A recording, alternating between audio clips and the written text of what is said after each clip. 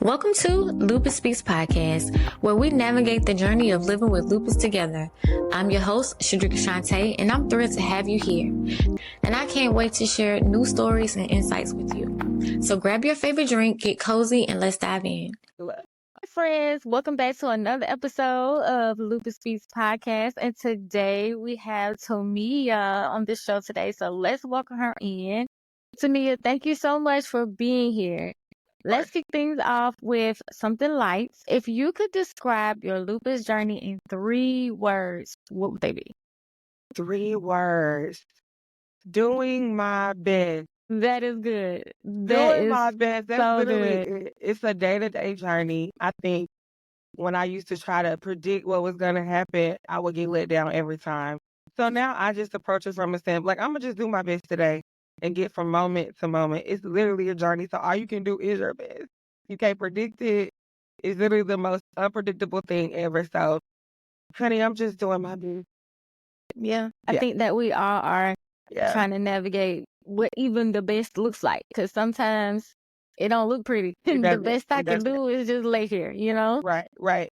So can you share with us a bit about what it's like when you were first diagnosed with lupus? Mhm. What were some of the biggest challenges, your diagnosis, age and year, things like that? So I was diagnosed in 2008. I was in my sophomore year of college. I had been having health issues stemming from, I think, my senior year in high school. We didn't really know what it was. I was diagnosed with everything under the sun that you can think of. Lyme disease, parasite, like just everything. But finally, my sophomore year, my mom kind of took it by the reins and was like, we got to figure out what this is. And I was first diagnosed with discoid lupus because I had this scar on my eyebrow and it just wouldn't heal. It was there for like years and it just wouldn't heal. And it started bothering me so bad to where I had to get it biopsied by my dermatologist.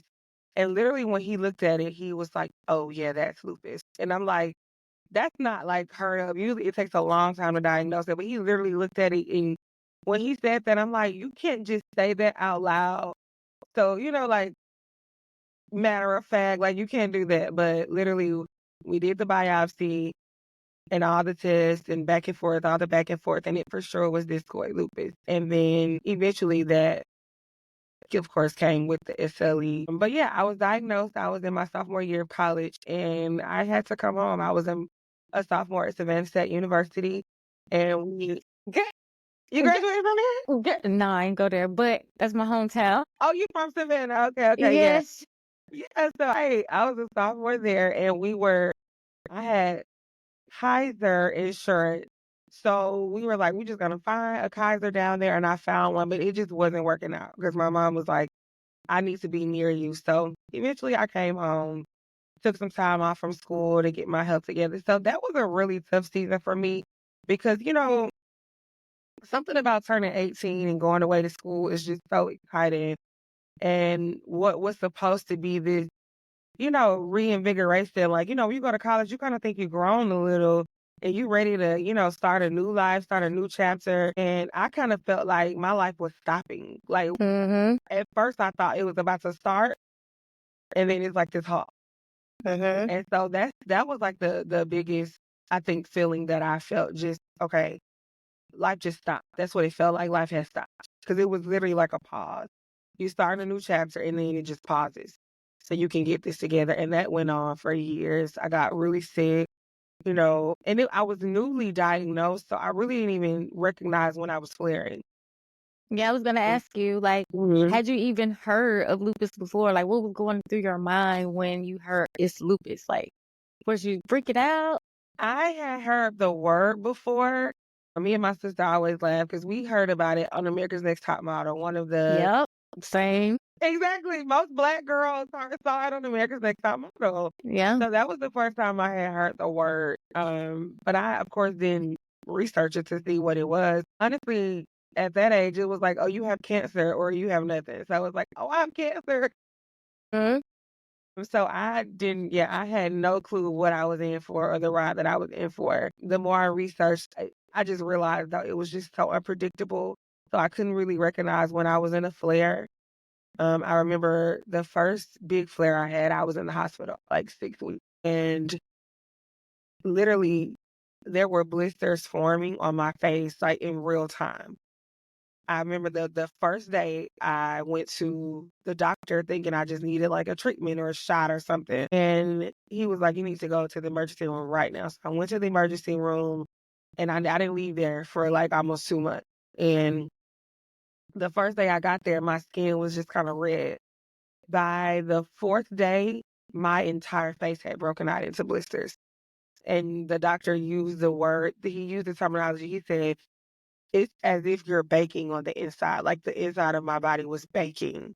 And the blisters were literally, it was like, girl, I can't even explain it, in real time forming on my face. And The skin part of the lupus to me is the worst. because everybody can see it. It's because everybody can see it, but then you can feel it more. Like anything that touches you, your covers, your clothes, even taking a bath, washing it, it's just so painful. I have to deal with that part too. Yeah. And I know the SLE is like the dangerous one, but I feel like if you've never experienced this coy lupus, you just don't understand. And I don't want it, of course. I would never say I would rather have lupus nephritis versus discoid because I don't know that walk. But I will say I feel like they're just as bad. Like you said, my daily life is affected every day. Like if I'm in a flare, I can't leave the house. I can't be in the sun. Even on vacation, I'm limited to what I can do. I feel like you're just not able to live life the same, No. And it feels like you're in this constant flare. You're in this constant spiral. Because even if you wake up fine, mentally, yeah. And I flared up once I was in a concert and I was singing on a stage with UV lights, and that made me flare. Yep. Yep. And you wouldn't even think that would be the reaction that you would get from just doing something like that. Doing something you just like to do, a part of your normal life. It just never stops. So, yeah. So, I wanted to ask you, how has your faith shaped you on your lupus journey? Because I know it's a heavy thing for me too, but I know your social media is God over lupus. So I wanted to know a little bit more details about that. Yeah, so I'm a PK. I'm a preacher's kid. Mm-hmm. And faith, let's just start. Faith shapes everything I do. I'll say that. I try to approach any challenge in my life, whether it's lupus, whether it's challenges in my marriage, whether it's challenges in my business. I try to approach it from the aspect of faith. And I think what I've learned dealing with the illness, you have to be grounded in your faith before you're faced with the challenges. But because I was diagnosed so young, if I can be honest, I didn't really have a grasp on what walking in faith really looked like. And I learned that it's hard to grab onto your faith while you're in something. Oh, And so it it was almost take it away sometimes in yeah, those moments. yeah. It's all you have to have it before. And so I didn't want my faith to be a reaction to what I was going through. But what I was going through will react to my faith. You know what I mean? If anything, I've learned to just stay grounded in my word, in my relationship with God, so that when those times come that I won't have to go far because I'm so grounded and I'm so soaked and saturated in God's word that I don't have to go far. And because a lot of times when we go through things, it's so hard for us to dig ourselves out of it because we're not grounded in, the word of God. And I just try to make sure when it's a good day, I read the Bible for hours because there are going to be days that I wake up, like you said, and can't move. And I can't even open my eyes to read my Bible. So the days that I can, I'm in it. I'm grounded. So, yeah, because I was going to ask you, what does that look like for you? Like, how does that routine look? Because most people, I'll speak for myself. Mm-hmm. I know the Lord. Okay. I know what he can do. I mean, I've experienced it. I say I'm grounded in the sense of my faith is big. I have big faith. However, that consistency of sticking to it on the day-to-day within my busy life, like, what does that look like on a regular for you? How do you maintain your faith and your relationship with the Lord? It's a part of my schedule. I think where a lot of people mess up is they don't make it a part of their schedule. They don't make it a part of their everyday routine. They say, I'll read the Bible if I get around to it. Or, because I've said it before, like, oh, I didn't have time to read my Bible today. And I realized just the older I get and the more I got to deal with this grown people stuff, like we was grown at 18, but now I'm like grown. And I'm having to deal with grown stuff. So I can't really afford not to be grounded. But I have embedded it so much into my routine that if I don't do it, if I don't pray, if I don't spend that time with God in the morning, I feel weird. And that's to me the goal. That's the goal. Because it's like, what's something you do every day? You to brush your teeth. If you leave the house without brushing your teeth, you feel weird. You know what I mean? And I think we have to look at connecting with God and reading our word in the same way. In the morning, what's my schedule? I get up, I'm going to pray, brush my teeth, and I'm going to sit down and have however much time works for you with God. Create a space. I always tell the women in my church, create a space so that you'll like going to it. Create a space that you'll like going. Like this is my space right here, my little chair in the corner of my room. Create a space that's comfortable, that you like going to, that you like. Don't, so you can look forward to it. I think, especially as millennials, let me be clear though. Walking with God is not always the easiest choice. It's definitely the most rewarding choice, but it's not the easiest choice. But you have to get to a place to where you enjoy God. You don't want it to be a task or like, let me sit down and read my Bible. And that's a journey. And then you just have to work at it. You just got to keep working at it like you work at anything else. So create a space in your house or your room that you like going to, that's enjoyable, that's clean. Get your little candle going. So it's like you wake up in the morning and you look forward to it. You want to enjoy your word. You want to, like, Christianity, we should be enjoying it. It's persecution at times, but we should be enjoying it. So that's what I would say.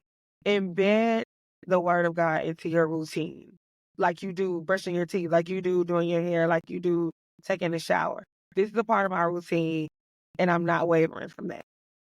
Yeah, I feel you. I remember being in that space that you're speaking about. But I was always like that when I was single. I was single. When I was single, so focused, so like it just brought joy. It still brings me joy just to do it, just to think about it. Yeah. But the activity of it is just less and less. I got 2 little ones now, so I guess that's just me sounding like I'm making an excuse, and it's not. No, it's not. It's the reality of it. Yeah, but I feel encouraged now to really like put it in my schedule, like you said. Yeah, get up like 20 minutes earlier before your babies get up, And even if you want to, because sometimes I do it from my bed. I love my bed too. So whatever it takes, literally whatever it takes, Yeah. So let's talk about the Brave Ball. Yes. So this is an event that I am honored at. You are. Yeah. And other lupus warriors. So I want to know, like, what can the attendees expect to take away from this evening? How did it come about? What made you want to honor other lupus warriors such as yourself? I don't know, I don't know how to word it really. Just like, how did this come about? So this is my second one. Okay. I did my first one. It's been years. And if I'm being honest, I did the first one. I was led to do it, but I had not gone through the fight of my life that I went through like in the last 2 years. And now I'm the same girl, but I'm not. It's like it's a different me doing this Brave Ball. My foundation came about because so when I was first diagnosed, I'm sure like anybody, if it was a lupus walk, baby, I was there. I mean, because there are like a lot of different lupus foundations in Georgia. So I was doing all of them. I just wanted to do my part. I was raising money. You know how we do. We raise money so we can see our name on the sign at the walk. I was doing all the things. And I actually wrote a children's book. I'm an English major. And I wrote a children's book about a young girl with lupus. And I sent the book to the LFA's office, the Georgia chapter, and I got no response. And I think when they finally called me back, it was kind of like, why would we do that almost? They didn't say it like that, but I was like, wow, it made me think. And it's not a them thing because they're a huge organization, and to them, I'm just kind of a drop in the bucket. It made me think about how a lot of these large foundations, while they're doing their job, they're supposed to do research, but what about the everyday preservation of people suffering with lupus? What about everyday stuff? What about promoting small projects from people like me? I just wrote a little book, or people like you who have a podcast, and we're just doing our part and no one sees that.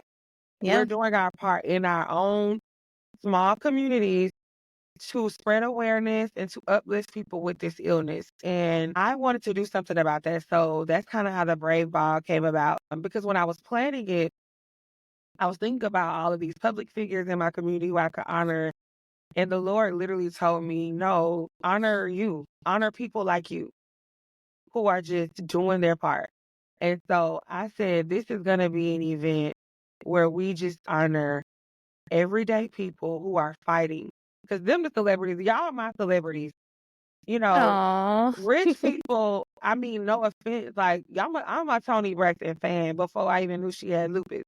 But she can afford, a personal chef, a doctor to go on tour with her. So it's not hard for her to get resources and do the work.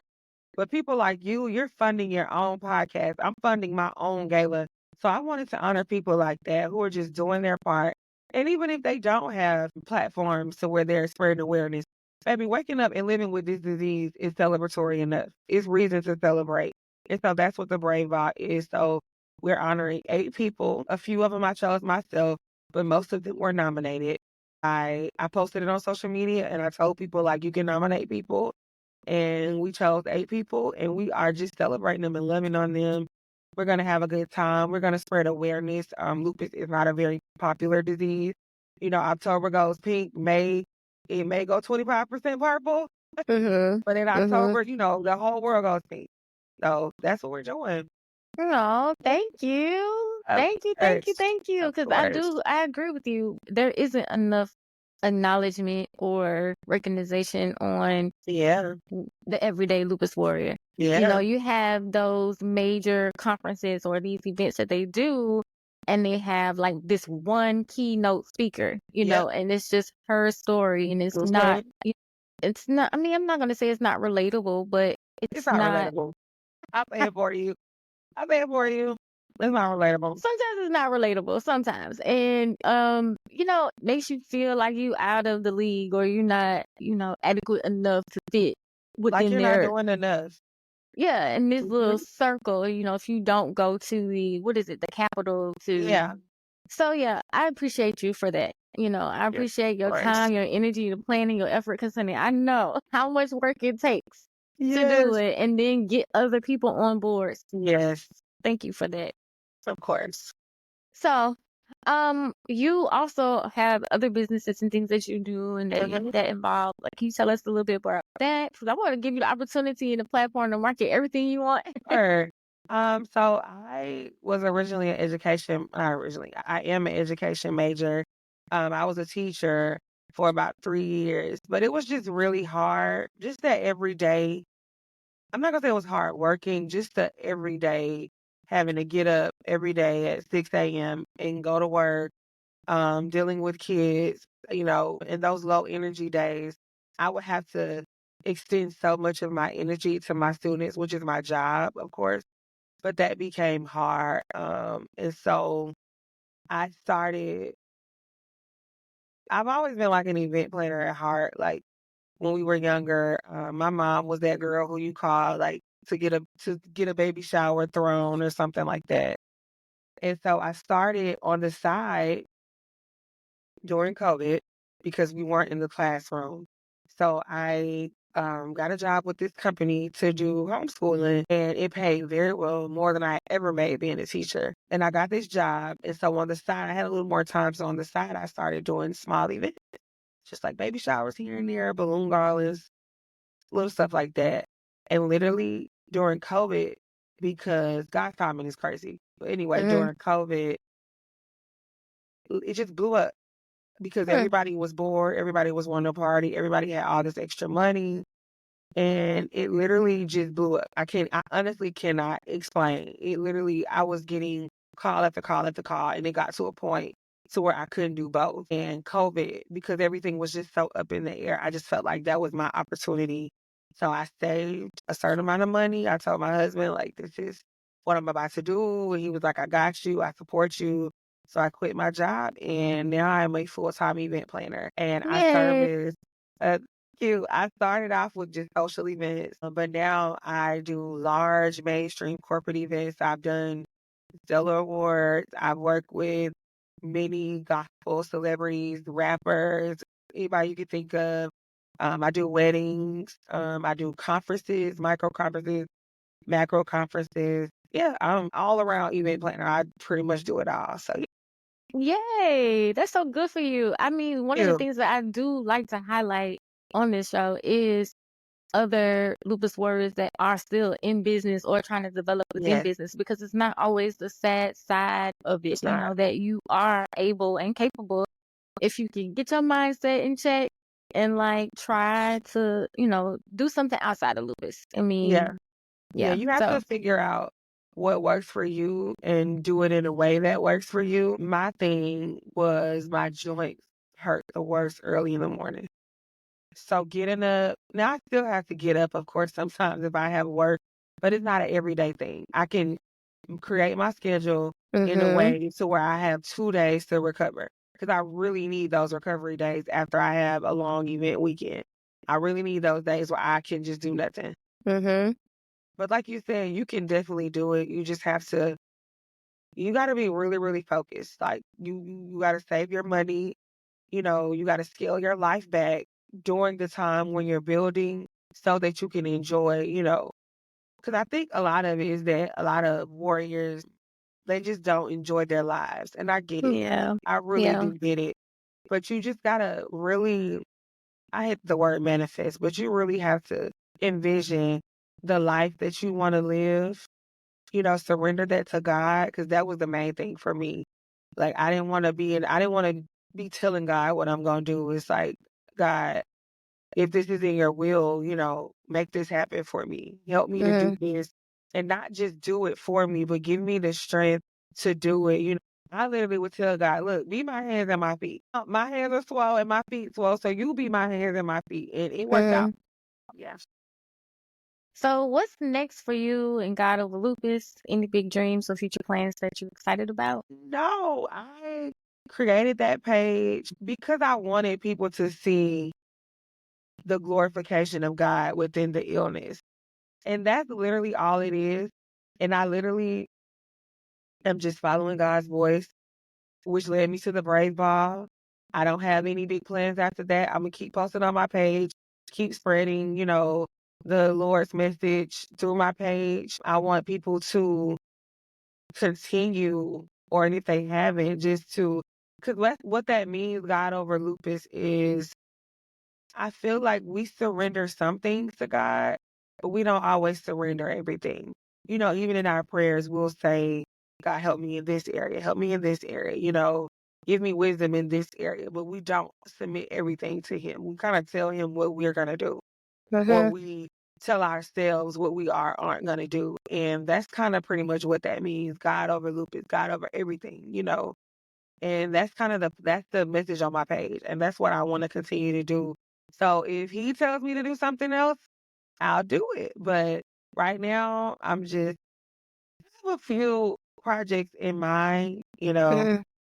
But I mean, y'all will see it if I do it. Yeah. But Yeah. literally, like I said, I am doing my best. I do what the Lord tells me to do. I don't feel any pressure.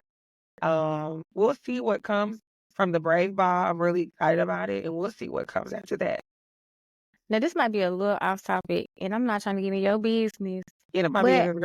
no, I just really want to know, how do lupus warriors such as yourself maintain successful or long-term marriages, Yeah. while, Right. chronically ill, it's sometimes difficult to navigate. Yeah. And I have this fear of actually getting married.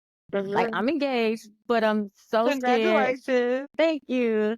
It's been 2 years, but but I'm so scared to get married because of the burden of the financial things that I'm assuming would set me back because I'm learning therapy. Might not be a reality. You just Yeah. saying that, you know. So, how do you guys keep it going? Well, the key word you just said there was assuming, and I did that as well. My husband and I were like, we were fresh in the girlfriend boyfriend pool when I got really sick. And I literally told him in the hospital. That's how he found out I had lupus. Was I was in the hospital because we were. I mean, how do you tell your boo at 19 I have this debilitating illness that could maybe kill me one day?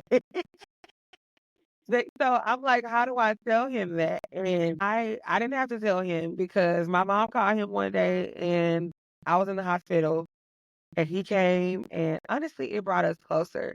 So I remember telling him like, you don't have to stay with me through this. Like we were on the track to marriage, but I was like, you don't have to ride this with me. I get this is gonna be hard. You don't have to stay. And he was like, I want to stay. I want to be on this ride with you. So number one is finding the right person and really giving that relationship to God. It's not to say that we haven't had. It's been rough. Like there have been really, really rough times. But I know at the end of the day, this is the person who I'm supposed to be with.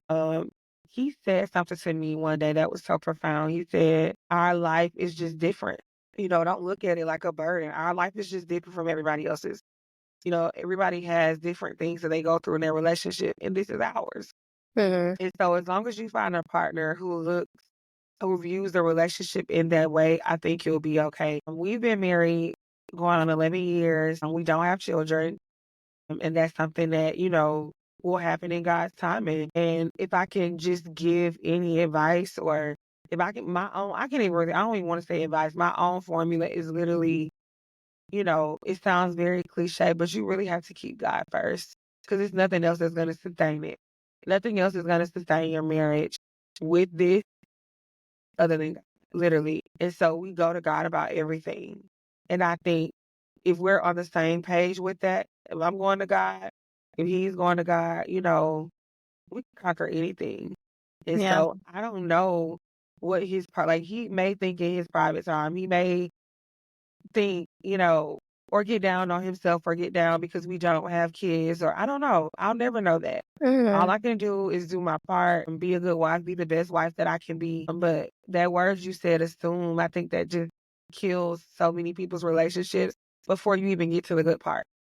Yeah. You can't assume what they're thinking, talk about it. For a long time, I didn't want to talk about, my issues and things that I was going through on a daily basis because I thought it was a burden to him. Again, assuming. But when I finally talked to him about it, he felt so much relief. He's like, I just wanted you to open up. I don't want you carrying it by yourself. I want to carry it with you. But if I just allow myself to assume, I'll never know. Yeah. So, yeah, be open, be honest, tell them how you're feeling. They can handle it. They can handle our feelings. They can handle every single part of us. If you marry the man or woman that God told you to, they can handle it. They can Yeah. handle it's not too heavy for them. So. That's good. I like that. So I saw something that I don't know, maybe you posted or he Sure. reposted it of you being in remission now. Yes, he did Yes. post that. He did. I have never gone into remission in 14 years of my diagnosis, and I found out last week that my lupus was finally in remission. Yay! Look, you need an award too. So happy. Like I said, God's timing is everything, honey, because that right before this ball, baby, I needed that. Because when I tell you I done canceled this gala so many times in my head, No. I needed it though. I needed that. So I'm Yeah. excited about that. All right, you guys. Thank you so much for tuning in to another episode of Lupus Speaks Podcast. If you would like to find Tommia, please look for her on www.tommiab.com and also God Over Lupus. And check out her information on Brave Inc. Yeah, if you're in Atlanta, Brave Ball, December Yes. 13th at Creative Carter's event venue. Everything is on my website. Would love to see you guys there. All right, you guys. Thank you. Bye. Thank you so much for tuning in today's episode of the Lupus Speaks podcast. I hope you found some inspiration, encouragement, and a few loopy gems to carry with you on your journey. If you enjoyed this episode, be sure to subscribe, leave a review, and share it with other lupus warriors who might need to hear this. And remember, you don't have to walk this path alone. We're building an incredible community here, so follow me on Instagram and TikTok at Lupus Speaks, or check out lupusspeaks.org for more ways to connect and get involved. And until next time, peace and be intentional.